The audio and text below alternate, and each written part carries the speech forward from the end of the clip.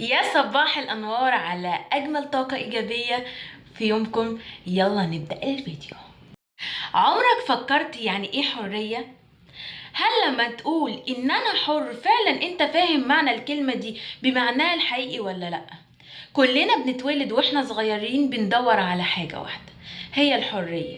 لكن يا ترى فعلا انت بتلاقيها ولا انت مربوط بقيود انت مش شايفها ومخلياك انت بتقول الكلمة دي، بس انت فعلا انت مقيد، مش عارف تبقى حر. الحرية ببساطة هو حق الفرد في أن يفعل كل ما لا يضر بالآخرين.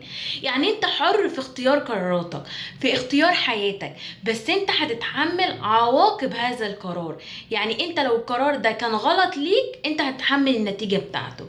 وعلم النفس بيقول إن الإنسان هو حر في اختيار قراراته، بس ده بيكون في حياته اليومية.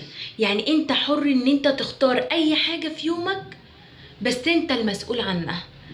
انت المسؤول، بتفكر وبتكتك هل ده فعلا هيكون ايجابي ليك وهيكون هينفعك ولا ده اصلا هيكون سلبي ليك. ويلا بينا نرجع لمواقف حياتنا اليومية. طيب لما انت تقول يا عم انا حر، انا حر اعمل اللي انا عايزه، هل ده فعلا حرية؟ ولا لما تقول انا دي طريقتي وخلاص، وان انت بتقف عند حد معين وما بتتطورش مع التكنولوجيا ولا بتزود نفسك معلومات، هل دي حرية؟ انت حر في ان انت تختار وتمشي باي حاجة انت عايزها طالما انت حابب الحاجة دي. بس اهم حاجة في الحرية ان انت تفهم نفسك، تفهم انت عايز ايه، هل ده فعلا مناسب ليك ولا لا، وتعرف انت عايز ايه، وان انت تختار بس ما تكونش تحت ضغط او تكون تأذي حد بسبب اختيار قراراتك.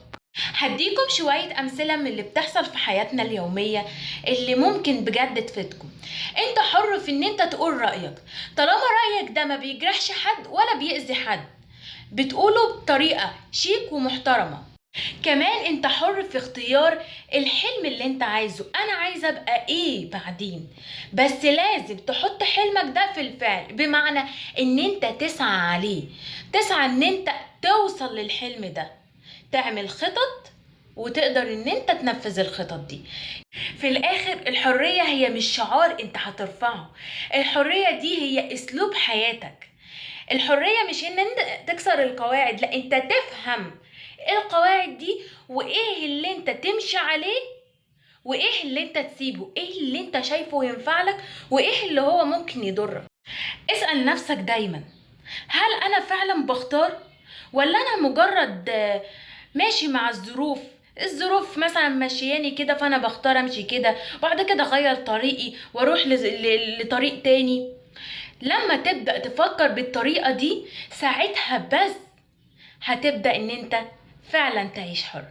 ولو عجبكم الفيديو ما تنسوش تعملوا لايك وسبسكرايب وتشتركوا في القناة، عشان بجد تعليقكم واشتراككم في القناة بيخليني اكمل.